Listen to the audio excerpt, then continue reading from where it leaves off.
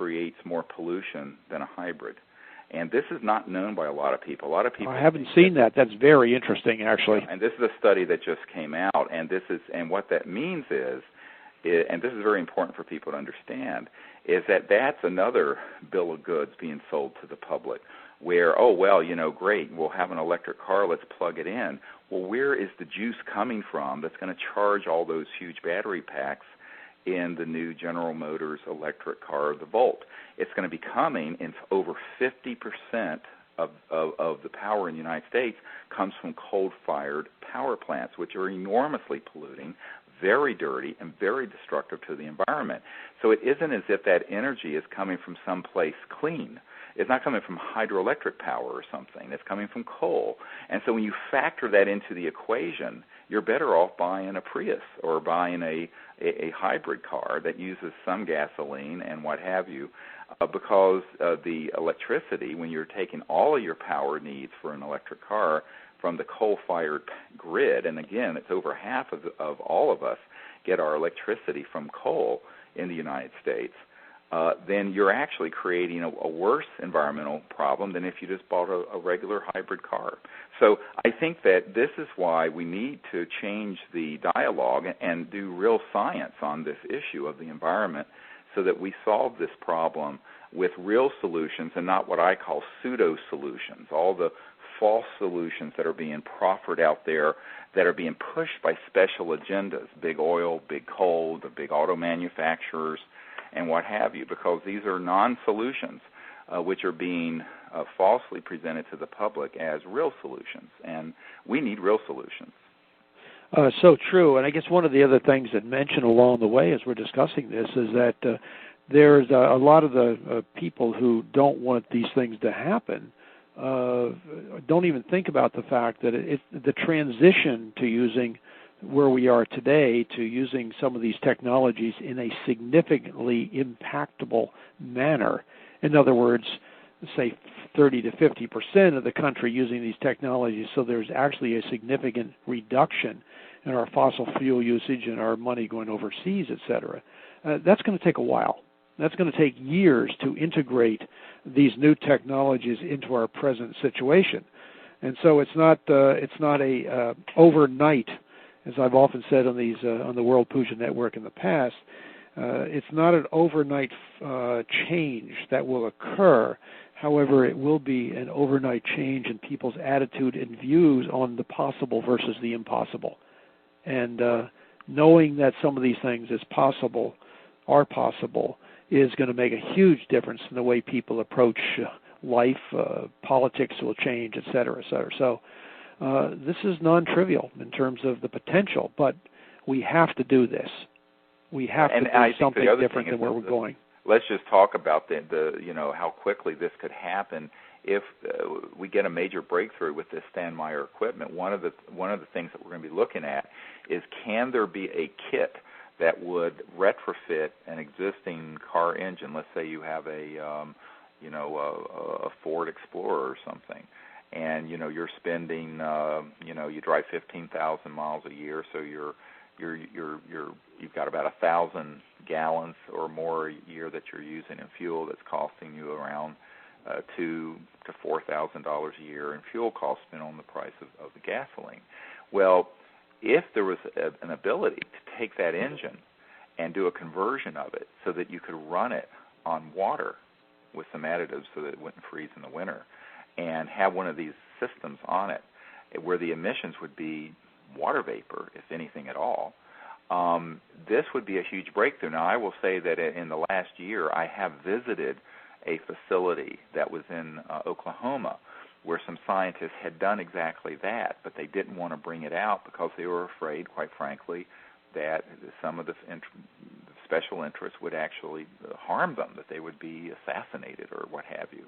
And people kind of laugh when they hear that sometimes, but it's actually not funny to the people who have had folks show up and threaten them. It's a little bit like, the sort of the spooky end of suppression. But these scientists actually had their first breakthrough was that they had a car retrofitted that was running completely on water. And I asked them, well, this is what we're looking for. And they said, no, we do not want that because we're afraid that we can't do that.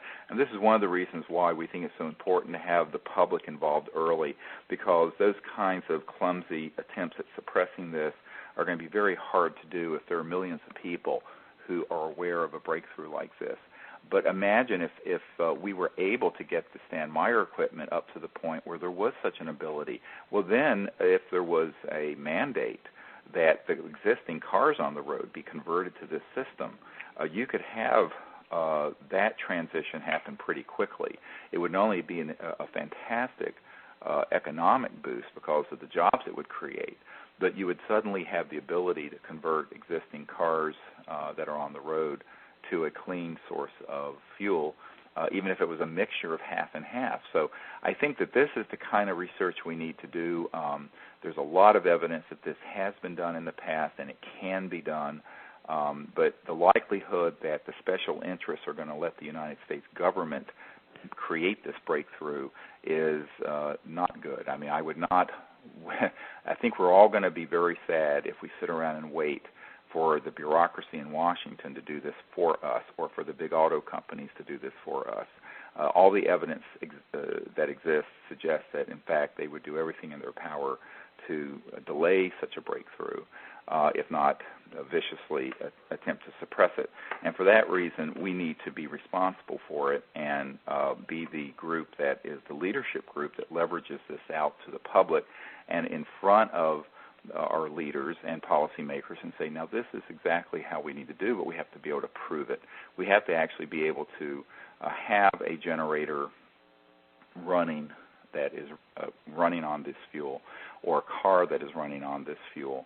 And by the way, I have to emphasize here, the hydrogen and oxygen coming from this system is not stored in a tank under pressure.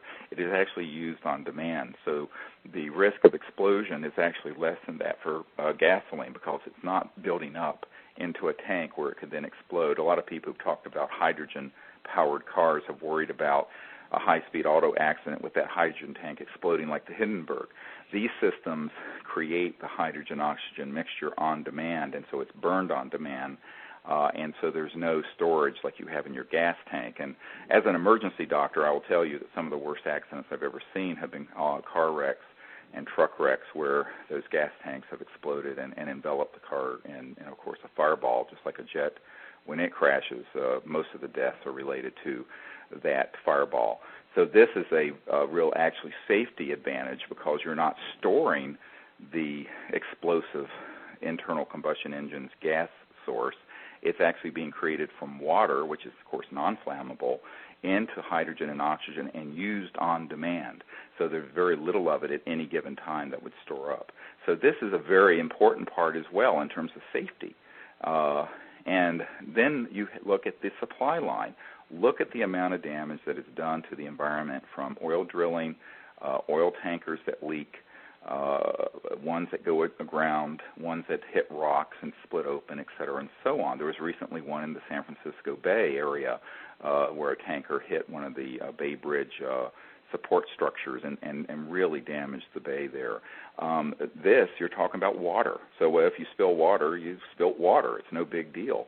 And there's no storage and processing of this noxious petroleum stuff. So there are so many areas where when you analyze it, where this would be an astonishing step forward, even for the existing old internal combustion engines that are in cars, but also that are in factories, that are in electric generation facilities. For example, I have a friend who's from a very prominent family in Jamaica, and he has informed me that about $2 billion a year now is being spent in Jamaica for oil burners that are burning oil for their electricity. That's all. They don't have any other source of fuel, but they're surrounded by water. So this sort of thing could be something that would be an enormous breakthrough and would also enable the government of Jamaica to spend $2 billion a year on the benefit, education, and health of their people rather than shipping it off to the big oil suppliers. So, the implications of this are enormous, and this is why people need to understand how big of an issue this is and support the OrionProject.org generously with your contributions. So we need it right now because we have this 120